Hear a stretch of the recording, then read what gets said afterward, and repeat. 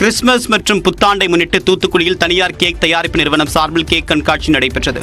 Black forest bakery என்ற தனியார் cake தயாரிப்பு நிறுவனம் சார்பாக தூத்துக்குடியில் உள்ள தனியார் மண்டபத்தில் கேக் கண்காட்சி நடைபெற்றது. இதில் black forest, white forest, rich plum cake, carrot cake, excel cake, butter scotch cake, brownie cake, sugarless cake உள்ளிட்ட 100க்கும் மேற்பட்ட வெரைட்டிகளில் கேக்குகள் கண்காட்சிக்கு வைக்கப்பட்டிருந்தன. பல வகையான கேக்குகள் கண்காட்சியில் பார்வைக்காகவும் விற்பனைக்காகவும் வைக்கப்பட்டிருப்பதாக இதில் கலந்து கொண்டவர்கள் தெரிவித்தனர். இங்க வந்துட்டு 1-2 ஃபிளேவர்ஸ் கிடையாது, எக்கச்சக்கமான ஃபிளேவர்ஸ்ல வந்து கேக்க வந்து குமிச்சிருக்காங்க. இப்ப கிறிஸ்துமஸ் பொறுத்த வரைக்கும் பிளம் கேக்ஸ் வந்து ரொம்ப இஷ்டம். அதுல வந்து பிளம்ல மட்டுமே 3 ஃபிளேவர்ஸ் வந்து இங்க வச்சிருக்காங்க. இந்த கண்காட்சியில் பிரம்மாண்ட கேக்குகளுக்கு முன்பாக பார்வையாளர்கள் செல்ஃபி எடுத்தும் மகிழ்ந்தனர். திமுக எம்பி ஆர் ராசாவுக்கு எதிரான வழக்கில் குற்றச்சாட்டு பதிவை தள்ளி வைக்கக்கூடாது என்று அமலாக்கத்துறை தரப்பில் பதில் மனு தாக்கல் செய்யப்பட்டுள்ளது. வருமானத்திற்கு அதிகமாக 5,35,00,000 ரூபாய் சொத்து சேர்த்ததாக ஆர் ராசா நண்பர் கிருஷ்ணமூர்த்தி உள்ளிட்டோர் மீது அமலாக்கத்துறை வழக்கு பதிவு செய்து விசாரணை நடத்தி வருகிறது. இந்த வழக்கு சென்னை உயர்நீதிமன்ற வளாகத்தில் உள்ள சிபிஐ சிறப்பு நீதிமன்றத்தில் விசாரணையில் உள்ளது.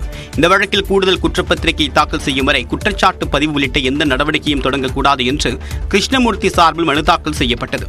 இந்த மனுவிற்கு அமலாக்கத்துறை தரப்பில் செவ்வாய்க்கிழமை பதில் மனு தாக்கல் செய்யப்பட்டது. அதில் குற்றப்பத்திரிகையின் நகல்கள் குற்றம் சாட்டப்பட்டவர்களுக்கு வழங்கப்பட்டு விட்டதால் கூடுதல் குற்றப்பத்திரிகை தாக்கல் செய்யும் வரை விசாரணையை தள்ளி வைக்க வேண்டிய அவசியம் இல்லை என்று தெரிவிக்கப்பட்டது.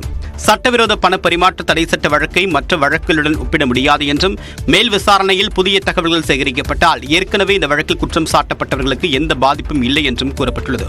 விசாரணையை தாமதப்படுத்தக்கூடிய நோக்கத்தில் குற்றம் சாட்டப்பட்டவர்கள் தரப்பில் தாக்கல் செய்யப்பட்டிருக்கூடிய மனுவை தள்ளுபடி செய்ய வேண்டும் என்றும் அமலாக்கத்துறை தரப்பில் கேட்டுக் கொள்ளப்பட்டுள்ளது. இதனை பதிவு செய்த நீதிமன்றம் வழக்கு விசாரணையை வரக்கூடிய ஜனவரி 7ஆம் தேதிக்கு ஒத்திவைத்தது. முறைகேடு புகாரை அடுத்து பாரத் குளோபல் டெவலப்பர்ஸ் நிறுவனம் பங்கு வணிகத்தில் பங்கேற்க செபி இடைக்கால தடை விதித்துள்ளது. இந்த நிறுவனத்தின் பங்குகளின் மதிப்பு ஒரே ஆண்டுக்குள் 105 மடங்கு உயர்ந்துள்ளது. அதாவது 16 ரூபாய் 14 பைசாவாக இருந்த பிஜிடிஎல் நிறுவன பங்கு மதிப்பு ஒரே ஆண்டுக்குள் 1,702 ரூபாய் 95 பைசாவாக உயர்ந்தது.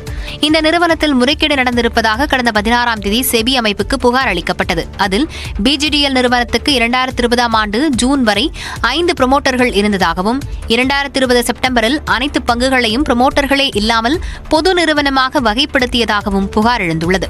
செபியின் விசாரணையில் லாபம் தொடர்பாக போலி ஆவணங்களை பிஜிடிஎல் நிறுவனம் சமர்ப்பித்திருப்பது தெரியவந்தது. கடந்த ஆண்டு வரை சமர்ப்பிக்கப்பட்ட ஆவணங்களில் உண்மைக்கு மாறான பல தகவல்கள் இருப்பதாகவும் செபி தனது ஆணையில் குறிப்பிட்டுள்ளது. 2024ஆம் ஆண்டு மார்ச் வரையிலான காலாண்டில் பிஜிடிஎல் நிறுவனம் நல்ல லாபம் பெற்றிருப்பதாக கணக்கு காட்டப்பட்டுள்ளது. முறைகேடு புகார்களை அடுத்து முதலீட்டாளர்கள் நலன் கருதி பிஜிடிஎல் நிறுவனம் பங்குச்சந்தைகளில் வணிகம் மேற்கொள்ள செபி தற்காலிக தடை விதித்துள்ளது. மேலும் பிஜிடிஎல் மீதான விசாரணை வரும் மார்ச் 31ஆம் தேதிக்குள் முடிக்கப்படும் என்றும் செபி தெரிவித்துள்ளது. வெளிப்படைத்தன்மை கொண்ட தேர்தல் முறையை ஒழிக்கும் வகையில் தேர்தல் நடத்தை விதிகளில் செய்யப்பட்டுள்ள திருத்தத்தால் மக்களாட்சி மிக பெரும் அச்சுறுத்தலை எதிர்கொண்டிருப்பதாக முதலமைச்சர் மு.க.ஸ்டாலின் குற்றஞ்சாட்டியுள்ளார். இது தொடர்பாக அவர் எக்ஸ் பக்கத்தில் வெளியிட்டுள்ள பதிவில், ஹரியானா மாநில சட்டப்பேரவை தேர்தலின் போது வாக்குச்சாவடிகளில் பதிவான சிசிடிவி காட்சிகளை தாக்கல் செய்யும்படி ஹரியானா, பஞ்சாப் மாநில உயர்நீதிமன்றம் உத்தரவிட்ட நிலையில் சிசிடிவி பதிவுகளை பொது ஆய்வுக்குட்படுத்தப்படுவதை தடுக்கும் வகையில் மத்திய அரசு தேர்தல் விதிகளில் திருத்தம் கொண்டு வந்திருப்பதாக விமர்சித்துள்ளார். இதன் மூலம் அரசியலமைப்பு சட்டத்தின் அடிப்படை கூறுகளில் ஒன்றை அழித்திருப்பதாகவும் சாடியுள்ளார். பாஜக அரசின் பயம் ஹரியானா மாநில தேர்தலோடு நிற்கவில்லை என்று கூறியுள்ள முதலமைச்சர், மகாராஷ்டிரா மாநில தேர்தலில் பெற்ற பொய்யான வெற்றி தீவிரமான எதிர்ப்புக்கு ஆளாகி இருப்பதால் அடைந்துள்ள பதற்றத்தின் எதிரொலிப்பாகவே இது அமைந்திருப்பதாகவும் குறிப்பிட்டுள்ளார். தனது அமைப்பின் சுதந்திரத்துக்காக போராடுவதற்கு பதிலாக தேர்தல் ஆணையமும் பிரதமர் மோடி அரசின் அழுத்தத்துக்கு மனமுவந்து பணிந்திருப்பதும், நேர்மையான நியாயமான தேர்தல் எனும் தனது குழந்தையே அது உருக்குலைத்திருப்பதும் அதிர்ச்சி அளிப்பதாக முதலமைச்சர் தெரிவித்துள்ளார். சுதந்திரமான நியாயமான தேர்தல்கள் நடைபெறுவதன் மீது தொடுக்கப்பட்டுள்ள மக்களாட்சிக்கு விரோதமான இந்த தாக்குதலை எதிர்க்க பாஜக தலைமையிலான மத்திய அரசில் அங்கம் வகிக்கும் கட்சிகள் உட்பட அனைத்து அரசியல் கட்சிகளும் முன்வர வேண்டும் என்று முதலமைச்சர் மு.க.ஸ்டாலின் கேட்டுக் கொண்டுள்ளார். டங்ஸ்டன் விவகாரத்தில் திமுக அரசு தனது சூழ்ச்சிகளை மறைக்க அதிமுக மீது வீண்பழி போட்டு தப்பிக்க நினைப்பது தமிழ்நாட்டு மக்கள் மத்தியில் எடுபடாது என்று முன்னாள் அமைச்சர் ஜெயக்குமார் விமர்சித்துள்ளார். டங்ஸ்டன் குடியுரிமை திருத்தச் சட்டம் உட்பட பாஜக அரசு என்ன மசோதா கொண்டு வந்தாலும் அதிமுக ஆதரிப்பதாக திமுக மாநிலங்களவை உறுப்பினர் திருச்சி சிவா அக்கட்சியின் செயற்குழு கூட்டத்தில் பேசியிருந்தார். இதனை கண்டித்து அதிமுக முன்னாள் அமைச்சர் ஜெயக்குமார் அறிக்கை வெளியிட்டுள்ளார். அதில் தேசிய ஜனநாயக கூட்டணி அரசு கொண்டு வந்த கனிமவள திருத்தச் சட்ட விவாதத்தின் போது கனிமங்களுக்கான ஏலத்தை நடத்துவதன் மூலமாக முறைகேடுகளை தடுக்கவும், மத்திய அரசுக்கு வருவாய் கிடைப்பதற்காகவும் மட்டுமே தம்பிதுரை தனது கருத்தை தெரிவித்ததாக குறிப்பிட்டுள்ளார். இவை அனைத்தும் நாடாளுமன்றத்தில் பதிவில் உள்ள உண்மையாக இருக்க திருச்சி சிவா திரித்து பேசுவது ஏன் என்றும் வினவியிருக்கிறார். இதே மசோதா மாநிலங்களவையில் விவாதத்திற்கு வந்தபோது எந்த எதிர்ப்பையும் திமுக எம்பிக்கள் தெரிவிக்காமல் மௌனமாக கடந்தது ஏன் என்றும், முதலமைச்சரும் துணை முதலமைச்சரும் பிரதமரை சந்தித்த போதெல்லாம் டங்ஸ்டன் சுரங்கத்திற்கு எதிராக பேசாதது ஏன் என்றும் கேள்வி எழுப்பியிருக்கிறார். மறைந்த திமுக தலைவர் மு கருணாநிதி போட்ட தப்பு கணக்குகள் தவிடுபொடியானதே தமிழ்நாட்டு அரசியல் வரலாறு என்று கூறியுள்ள ஜெயக்குமார், மக்களின் எண்ண கணக்கை அறிந்த ஒரே இயக்கமான அதிமுக 2026ஆம் ஆண்டு அரியணை ஏறும் நாளில் திமுகவுக்கு இது புரியும் என்றும் கூறியுள்ளார். குடியரசு தின அணிவகுப்பு ஊர்தி விவகாரத்தில் ஒன்றிய அரசின் நடைமுறையை அறியாமல் எதிர்க்கட்சித் தலைவர் எடப்பாடி பழனிசாமி பிதற்றுவதாக அமைச்சர் மு பே சாமிநாதன் கூறியுள்ளார். இது தொடர்பாக அவர் வெளியிட்டுள்ள செய்திக்குறிப்பில் 2023-2024 ஆகிய ஆண்டுகளில் தமிழ்நாடு அரசின் சார்பில் அலங்கார ஊர்திகள் பங்கேற்றதோடு இந்த ஆண்டு சிறந்த வடிவமைப்புக்கான 3ஆம் பரிசினை வென்றதாக குறிப்பிட்டுள்ளார். குடியரசு தின அலங்கார ஊர்திகள் அணிவகுப்பில் அனைத்து மாநிலங்களுக்கும் வாய்ப்பளிக்கும் வகையில் மத்திய அரசு அதற்கான நடைமுறையில் 2022ஆம் ஆண்டு மாற்றம் செய்ததை அமைச்சர் மு பே சாமிநாதன் சுட்டிக்காட்டியுள்ளார். அதாவது தொடர்ந்து 2 ஆண்டுகள் பங்கேற்றால் 3ஆம் ஆண்டு வாய்ப்பு வழங்க முடியாது என மத்திய அரசு எழுத்துப்பூர்வமாக தெரிவித்திருப்பதாக கூறியுள்ளார். சுழற்சி முறையில் அனுமதி அளிக்கப்படுவதால் இனி தமிழ்நாடு அரசு 2026ஆம் ஆண்டில்தான் பங்கேற்க முடியும் என்றும், அரசியல் நடைமுறையை அறியாமல் உரக்க சத்தமிட்டு ஊரை ஏமாற்ற முயல்வது எதிர்க்கட்சித் தலைவர் எடப்பாடி பழனிசாமிக்கு கைவந்த கலை என்றும் விமர்சித்துள்ளார். மத்திய அரசு தற்போது கொண்டு வந்துள்ள விதிகள் இல்லாத போதே அதிமுக ஆட்சியில் கடந்த 10 ஆண்டுகளில் 6 ஆண்டுகள் மட்டுமே தமிழ்நாட்டின் அலங்கார ஊர்திகளுக்கு அனுமதி வழங்கப்பட்டதாகவும் அமைச்சர் மு பே சாமிநாதன் தெரிவித்துள்ளார்.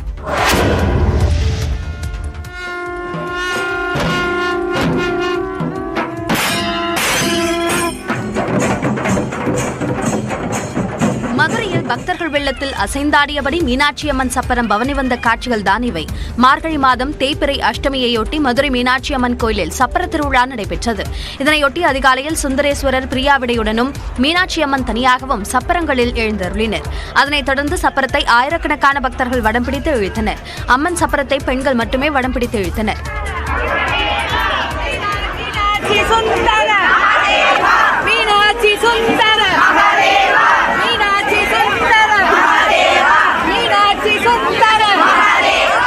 அடியார்கள் கைலாய வாத்தியம் முழங்க கீழமாசி வீதியிலிருந்து புறப்பட்டு யானைக்கல் உள்ளிட்ட வெளி வீதிகளை சுற்றியபடி சுவாமி வீதியுலா நடைபெற்றது.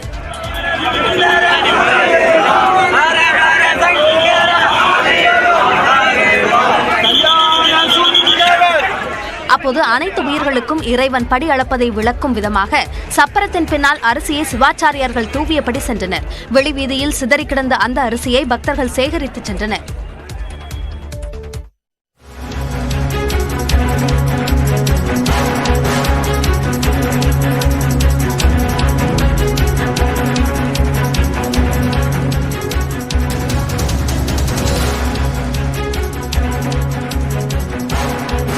அண்மை செய்தியை பார்த்து வருகிறோம். தமிழ்நாட்டைச் சேர்ந்த முன்னாள் நீதிபதி ராமசுப்பிரமணியனை தேசிய மனித உரிமை ஆணைய தலைவராக நியமனம் செய்து குடியரசுத் தலைவர் திரௌபதி முர்மு உத்தரவு பிறப்பித்திருக்கிறார். அண்மை செய்தியாக பார்க்கிறோம். தமிழ்நாட்டைச் சேர்ந்த முன்னாள் நீதிபதி ராமசுப்பிரமணியனை தேசிய மனித உரிமை ஆணைய தலைவராக நியமனம் செய்து குடியரசுத் தலைவர் திரௌபதி முர்மு உத்தரவு பிறப்பித்திருக்கிறார். தமிழ்நாட்டைச் சேர்ந்த முன்னாள் நீதிபதி ராமசுப்பிரமணியனை தேசிய மனித உரிமை ஆணைய தலைவராக நியமித்து குடியரசுத் தலைவர் திரௌபதி முர்மு உத்தரவு பிறப்பித்திருக்கிறார்.